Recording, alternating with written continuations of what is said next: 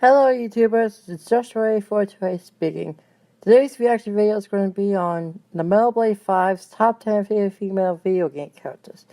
I've been familiar with TheMetalBlade5 for a while. He does seem to do something like responses. I won't say they're commentaries, but they're starting to come off like they are. But then again, one could make the argument that what we do are responses and stuff like that. And yeah. So yeah, and he does Let's Plays. He also does top 10 lists. And this is going to be the first time I'm going to be reacting to this. I know MetalBlade5, but this is the first time I reacted to some of his videos on his channel. This is the first time I reacted to this. Okay. Now, if that out of the way, starting in 3, 2, 1, start. Hey guys, it's TheMetalBlade5, and it's Valentine's Day, so... Okay. Sorry. What I mean to say is that since this event is about expressing love, although really the women get all the love while the men desperately try to find gifts to avoid ending up in the doghouse, but since I don't have a girlfriend, I have to settle for the next best thing, and that is fictional women. Because as much as I constantly love badass male characters due to my masculinity, you're supposed to feel sorry for this guy? Games that I also like, I mean, and yeah. not for sexual reasons as a lonely straight man. I've wanted to make a countdown on the subject for a long time. I think not too long after my top 10 favorite video game villains countdown, which this is done in the same style as, just with much better presentation. Since I feel like I don't talk much about female characters in any form of media, only because in most cases I identify more with the male characters. But I want to rectify that. For this list, I have entered and placed these ladies based on their backstories, personalities, character development, if applicable, and other factors that are generally exclusive to each character.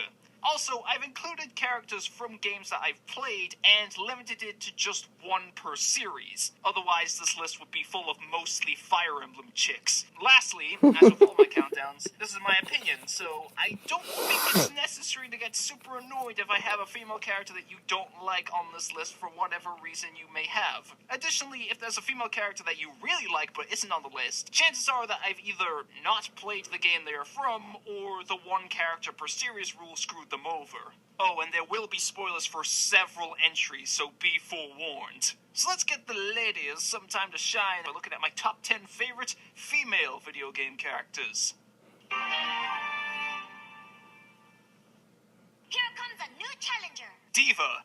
I kind of already went over D.Va in my Overwatch countdown, but that was more to do with her playstyle rather than her character, so I at least have some original stuff to talk about in this list. Although one of those things is not her backstory. D.Va's real name is Hannah Song, and she is a 19-year-old South Korean gamer who, under the username D.Va, became the top StarCraft player in the world at 16.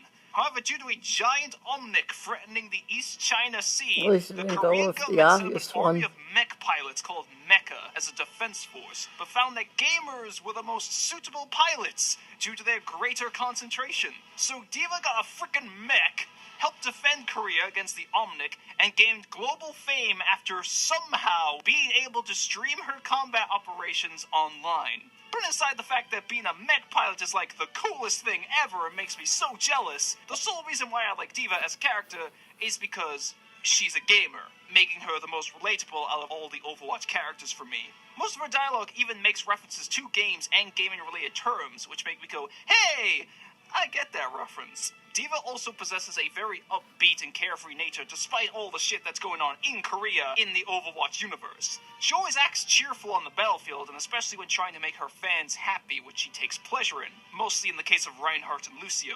This is reflected in her highlight intros as well, namely when she's chewing bubblegum and taking a selfie. I wish I didn't forget to buy that one! For the last part about why I love D.Va, and this is more going back to my Overwatch countdown, she's my best character in the game after Reaper, who is my main, so that's still saying a lot. She's the character that I get play of the game with the most, thanks to her devastating ultimate, and I can generally rack up a lot of high kill streaks with her thanks to her offensive and defensive capabilities. Use the defense matrix to shield myself, boost to get around, and in some cases escape and deal tons of damage with the infinite ammo fusion cannons. That's pretty much what I always do, and it works for me, especially when she got that micro-missile ability. However, the reason why D.Va isn't higher is because she hasn't really had that big of a role in Overwatch. At this point in time, she hasn't had an animated short, and while I don't read the comics, I haven't heard of her appearing in them, at least in a major role. Plus, Overwatch itself doesn't give characters their full backstories, just a little flavor text. But if D.Va did have more development, then she'd definitely be higher.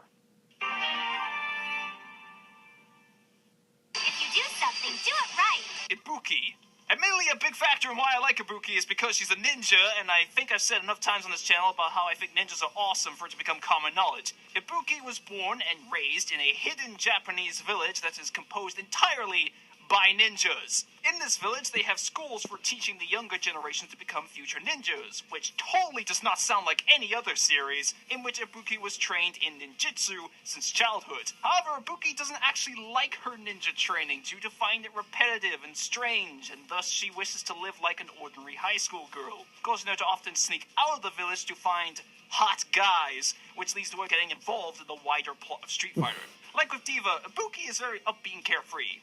Well, most of the time. Sometimes she can be easily annoyed by people like Armika and Rolento, but I do like the times where she's more cheerful and goofy since I find it refreshing compared to the rest of the Street Fighter cast who are mostly more serious in their personalities. Plus, I find the fact that she's basically a stereotypical teenage girl, but is also a ninja, to be a creative and unique spin on the traditional ninja character archetype. Also, despite her ninja training, Ibuki is still prone to making dumb mistakes and not using her head, which again makes her stand out compared to other ninja characters who are generally much more competent and strict towards following their respective ninja codes. But even though Ibuki isn't a fan of her ninja training, she still respects traditional ninja customs, and in Street Fighter V, she takes her training much more seriously, even though her attire is far less appropriate, and appears to like her home more than she previously did. Meaning that Ibuki also kind of has development, despite being nowhere near as plot relevant compared to Ryu, Chun-Li, and so on. It's just that compared to most of the remaining characters on this list, Ibuki doesn't have that big of a role in her series, which is why she isn't higher on the list. But compared to the rest of the female characters in Street Fighter, in terms of their actual character, Ibuki stands out for me, even if she doesn't have any notable assets. I just wish that I could actually play as her. Damn you, Street Fighter V, your constant updates preventing me from playing and your expensive prices for DLC characters when using your grindy currency. Ugh. We were supposed to take care of each other, and we did. Cortana. Yes, I have played Halo, well, 1 and 2, although I didn't say I had to play every game these characters appear in. Cortana is an AI construct created using a virtual recreation of Dr. Catherine Halsey's brain in the year 2549 and was integrated into the Mjolnir Mark V armor belonging to John 117, or more commonly known as Master Chief. Acting as Master Chief's AI, Cortana developed a deep loyalty towards him with various romantic implications along the way, but purely platonic. Back in the day, Cortana was a rare case of a companion character that was actually useful and well developed. While in gameplay she acts as a navigation voice, she is shown to possess a lot of helpful abilities during cutscenes, mostly being able to hack into things like computer systems, starships, and even Covenant technology, along with other skills such as language translation, cloning herself, and mostly mission planning. Now, you'd normally think that an AI wouldn't really have any personality because they're programs, but Katana is an exception, as most of the time she's very witty. She has an incredibly playful nature, with many cases of being sarcastic and or humorous in tone, plus she can be easily bored when she doesn't have anything to do. Ironically, Cortana's probably the most human-like character in all of Halo, seeing as how Master Chief's kinda got that tough guy thing going on. In fact, one of the things I like most about Cortana is her relationship with Master Chief and the chemistry between the two. Aside from the hints of Cortana being in love with Chief, the two actively make sure to protect each other, like when she had to be rescued from being tortured by the Grave Mind, and Master Chief actively opposing for Cortana to be deleted upon entering rampancy in Halo 4, with her returning the favor when she supposedly sacrifices herself solely to save Master Chief's life when activating a nuke to destroy the Composer, leaving Master Chief emotionally fractured. And then in Halo 5, Cortana is revealed to still be alive, but she's now more of a villain by wishing to become an intergalactic tyrant in an attempt to bring peace through Imperial control. Yeah, kind of throws some of the lovable parts about her character out the window by making her crazy. Also, since I haven't played Halo Past 2, I haven't experienced a lot of her bigger moments for myself. But for what it's worth, the Cortana we all know and love will live on through the Windows Phone. I get it.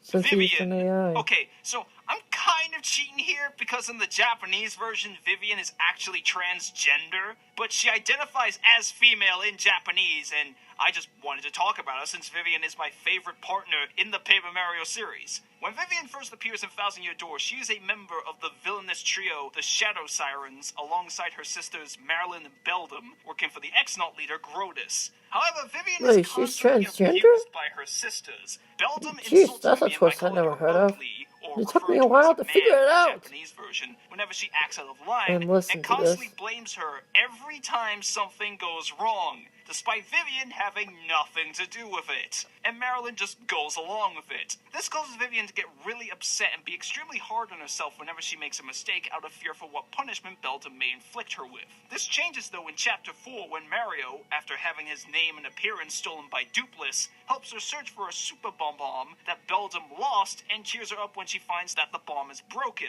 leading to Vivian joining Mario to help him get his name back, without knowing that it's him.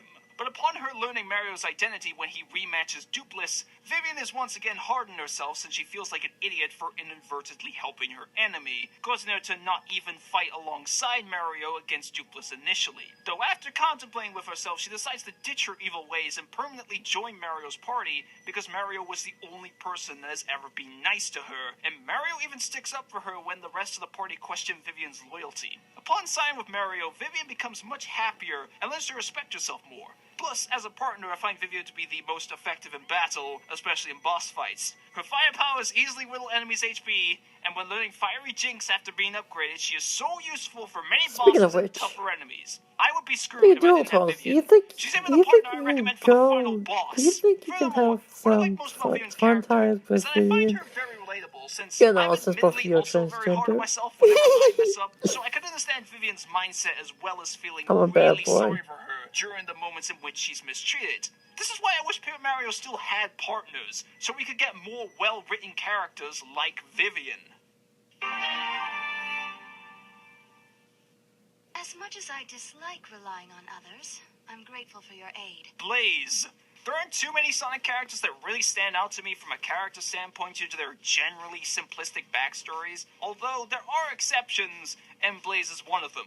Blaze is a case of a badass princess character since she gets shit done.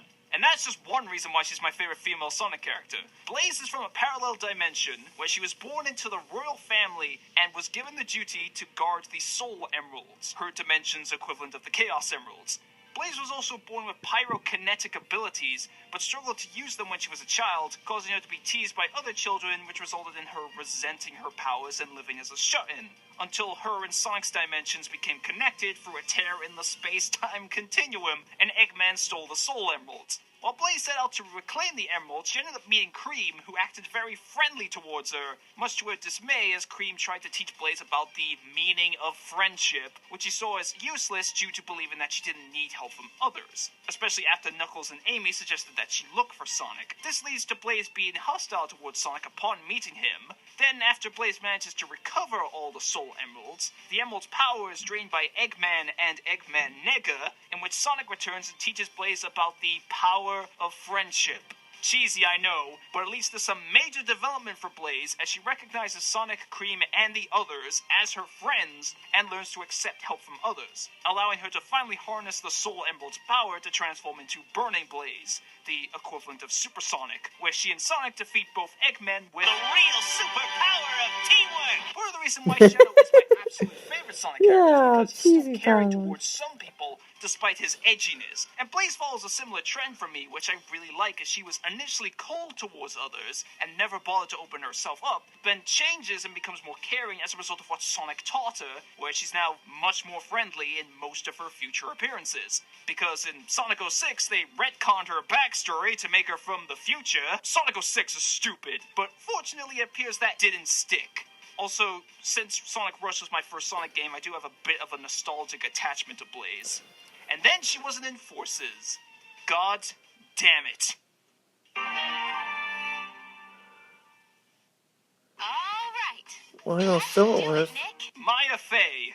This video is very slowly becoming a one-about companion character since we now have 3, but I had to include Maya on this list. She's just too lovable. Maya is a member of the Fey family of spirit mediums. Plutonic When her father died when she lovable or was young, romantically and her mother, lovable? Misty, disappeared when she was 2 years old out of shame after contacting the spirit of Gregory Edgeworth to find his killer, but the suspect had been found innocent. This led to Maya's older sister Mia to become a defense attorney to find the man that ruined their mother's life. After Mia gathered up enough evidence to convict the man responsible, Red White, White murdered Mia and framed Maya for her murder, in which Phoenix defended her in court, and after some strange turn of events, exposed White as the true killer.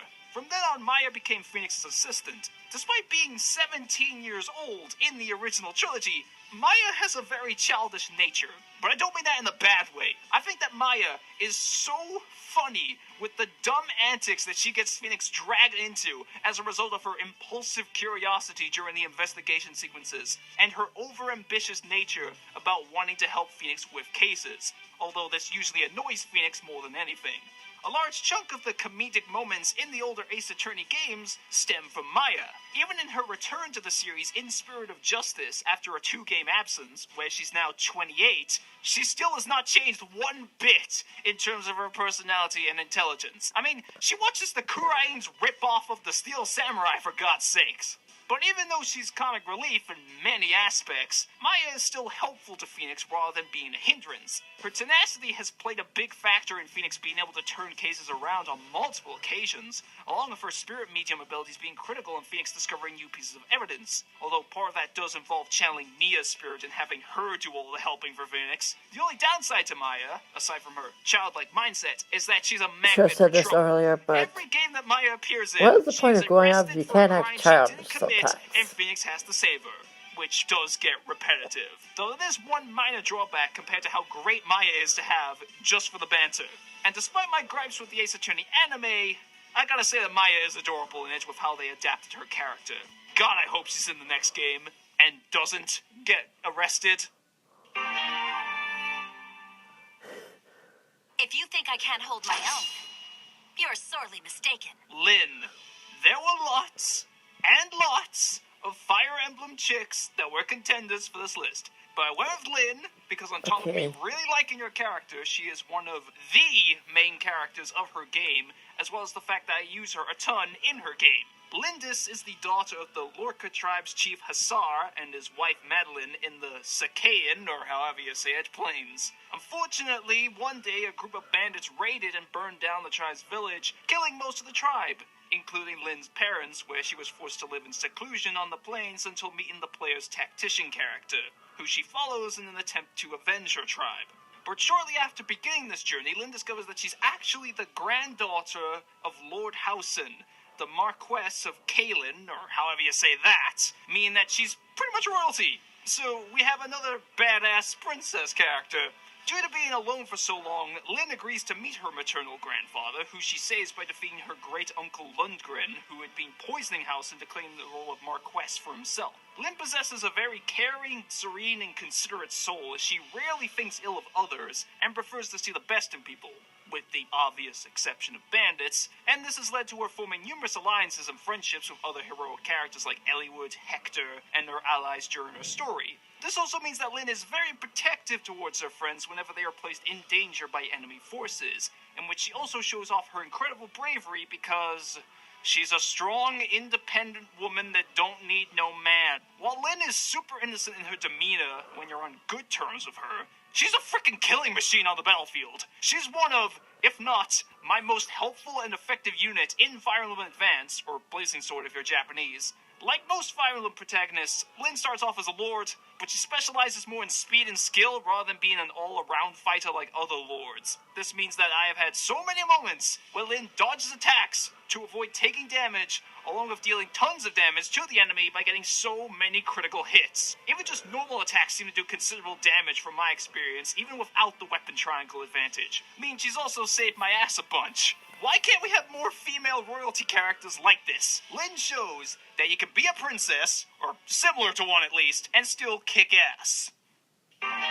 I wanted to make a Zelda reference, but I think it wouldn't really make sense if she was. It wouldn't make sense if she wasn't acting rude Makoto or Nijima. something like that. I apologize for talking about Persona 5 yet again, but I love Makoto, and I would hate myself if I didn't include her on the list. Makoto's mother died when she was young, and her father, who was a police officer, was killed while trying to catch a gang of hosts in Shinjuku 3 years prior to the game's events. This left Makoto's older sister, Sai Nijima, a public prosecutor, with the responsibility of raising her, leaving Makoto deeply apologetic about her sister's circumstances and studies hard to relieve her burden, eventually becoming student council president of Shujin Academy, where she is assigned by the principal to investigate if the Phantom Thieves are Shujin students. Now, honestly, when I was first introduced to Makoto, and before I knew her backstory, of course, I didn't like her. I thought that she was going to be a constant nuisance by actively following the group to find dirt on them, especially due to me thinking she's the sister of the chick who's questioning me, and in terms of personality, I thought she was going to be full of herself and act like a smartass. But I couldn't have been more wrong. Makoto suffers from a severe lack of confidence, as she believes her sister is a much more remarkable person than her. Then Makoto starts to devalue herself even more from the principal's pressure to catch the Phantom Thieves, being unable to help Shujin students that have been blackmailed by the mafia boss Junya Kaneshiro, and Sai blurting out that she's useless during an argument, leading Makoto to act recklessly when trying to help the Phantom Thieves stop Kaneshiro out of desperation of wanting to be useful. But she does end up being useful by unlocking a way into Kaneshiro's palace, and after Kaneshiro's shadow taunts her, Makoto awakens to her persona, the awesome nuclear motorbike Johanna, and becomes a Phantom Thief herself. And from joining the Thieves, Makoto gains much more confidence in herself, even wanting to follow in her dad's footsteps at the end of her social link. Now, the main reason why I love Makoto, and why I think she's best girl, is because in a game that I've already praised for having a relatable main cast, Makoto is the character I find most relatable. Makoto actually reminds me a lot of myself, since I also suffer from a lack of self-confidence, used to be a complete pushover, and felt like I'm useless, in which I also desperately try to find ways of being useful, not really having a place to belong for a lot of my life, and living in the shadow of a more successful older sister, although I don't say that out of jealousy. So, Makoto's struggle of feeling useless and wanting to prove herself really resonated with me. I felt really bad for her during those moments, since I know what it's like, but then really happy when she was accepted by the others and gained more confidence. There's other similarities that I share with Makoto, such as suppressed anger, formerly being social outcast due to educational achievement, and other minor things, but I don't want to go on for too long. It's like Atlas followed me for my entire life and turned me into a girl. I love Makoto because I feel a very strong connection between us. Is that all? Samus. Born an unoriginal choice, I know, but I like Samus, and she's one of the most iconic female video game characters, so it's a perfect match for this list. Samus Aran lived on an Earth mining colony located on the planet K2L with her parents Rodney and Virginia, with the colony's objective being to mine a crystal fuel source called a fluorite. However, when Samus was just 3 years old, the colony was attacked by the space pirates led by Ridley in an attempt to steal the fluorite for themselves. Due to Samus's young age at the time, she was naive and attempted to make friends with Ridley. But Ridley tried to kill Samus, in which Virginia pushed her out of the way and died in the process, while Rodney sacrificed himself to blow up Ridley's ship, leaving Samus an orphan and the sole survivor of the raid. Samus was later found and raised by a group of Chozo, taking her to planet Zebes, where she was given Chozo DNA to survive, resulting in her gaining superhuman physical attributes, along with her iconic power suit after years of training, becoming a member of the Galactic Federation before leaving to be a bounty hunter. While Samus is mostly shown as a silent protagonist, in later Metroid games, she's given her own personality. Samus fits perfectly with the badass loner, but with a caring side character type that I'm a really big fan of in various other cases. Normally, Samus is melancholic and brooding over her parents' deaths, with her fighting for the primary purpose of destroying the space pirates, whilst also dealing with other galactic threats like Metroids. But she isn't a completely rage-fueled person, as she still shows sympathy towards others, such as the baby Metroid at the end of 2. On the other hand, though, Samus is still first and foremost a badass. I love badasses, if you couldn't tell by now. In the Metroid manga, which is canon, Samus suffered from trauma when encountering Ridley for the first time since the colony attack, but later learned to cope with it and fearlessly defeats Ridley in all of their future encounters. Well, until Other M came along. Furthermore, she has defeated countless alien hazards easily and single-handedly, whilst leaving a bunch of blown-up planets in her path. And when she takes off that power suit, she, I think I'm in need of a various suit myself because it's getting too hot in here.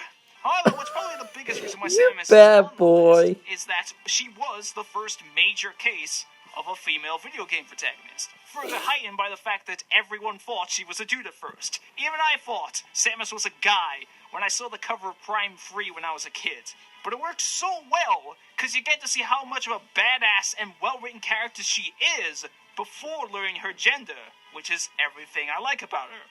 Also, since she is fit.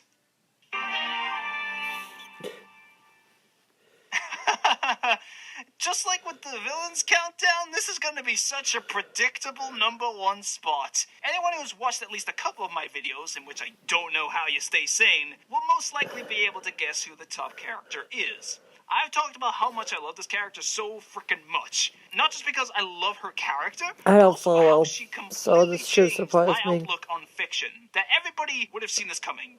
But I couldn't think of a more suitable choice for #1. Midna. I have talked about how much I love Midna as a character so many times, almost since the very beginning, so it was very predictable for her to be here. Midna is a descendant of the Twilight people, who were originally a group of criminals deemed so dangerous that they were banished from Hyrule to the Twilight Realm for imprisonment, where Midna acted as the titular Twilight Princess. However, the royal family's servant, Zant, usurped the throne for himself to seek revenge on Hyrule, and cursed Midna by turning her into an imp creature and removing her Twilight ruler powers. Thus, Midna planned to take back the throne from Zant, and discovered Link as being the hero from the Twilight legend in which she merely used him for her own gains. Now, like with Makoto, I initially did not like Midna in my first playthrough of Twilight Princess. I found her very condescending and heartless with how she mocked Link and Zelda over their current predicaments. But that later played into why I love her so much. During the early dungeons of the game, I started to warm up to Midna a lot more, since I liked her snarky and jokey attitude as a contrast to everyone else who were more serious, and cause it led to some good banter. But what truly made me love Midna was her character development after Zant almost kills her. As I had grown to like Midna at this point, I didn't want her to die, and after Zelda sacrifices herself to save Midna, her character completely changes. Midna becomes much more kind and caring towards the people of Hyrule, especially Link and Zelda, after seeing their selfless acts, where she realized that not all Hylians are cruel. She didn't even want Zelda to sacrifice herself. She would have rather died, and this is when she first refers to Link by his actual name rather than seeing him as a tool. That is what made me fall in love with Midna's character. She learned the error of her ways and used that to become a much better person. And that continues for the rest of the game, where she is more amiable towards Link, and the two possess a deeper friendship. Plus, she still retains her jokey nature, but to a smaller degree, so everything's good there for me. I realized that even further when it was revealed to me that Midna was the Twilight Princess and that she initially just used Link, since it showed how even greater of a change she made earlier on. Even to the point of having implied romantic feelings for Link at the end of the game after she regains her true form from being revived after sacrificing herself to try and kill Ganondorf. But the other major reason why I love Midna's character to death, and this is going to sound really corny, is how she also changed me in a way. Prior to playing Twilight Princess, I didn't really care that much about fictional characters. Of course, there were characters I liked and disliked, but I wasn't emotionally invested in them because I thought they're not real. But Midna was the first time I ever became strongly attached to a fictional character due to her development throughout the game. And that's what made me appreciate and become invested in other fictional characters so much more, as it showed me that they can be written really well and almost human-like in some cases. I have mentioned how I really like character development in so many videos, including this one, and that is purely because Midna made me such a huge fan of character development. Midna is the character that made me fall in love and find relatable aspects in so many characters afterwards. Every time I have talked about really loving a fictional character, not just female characters, but male ones as well, has been because of Midna making me see fiction in a different light. And I can't thank whoever wrote Midna's story arc enough for that, since I don't The think I would creator enjoy of certain Legends games or other series? media nearly as much as I do now if it wasn't for that. I apologize for how cringy that was, but combined with how much I adore Midna's personality and development, made it pretty easy for her to reach the top.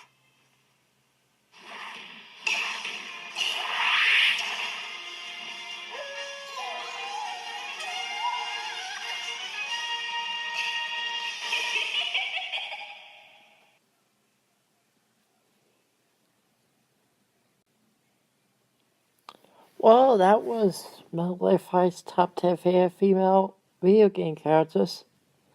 Didn't say much, but I think that could have been reaction worthy enough. Hey, at least I got something out of this. So yeah, if you're watching this TheMetalBlade5, it was interesting. Not good with words, unfortunately, so. Now, with that out of the way, this is Joshua8428, sign off.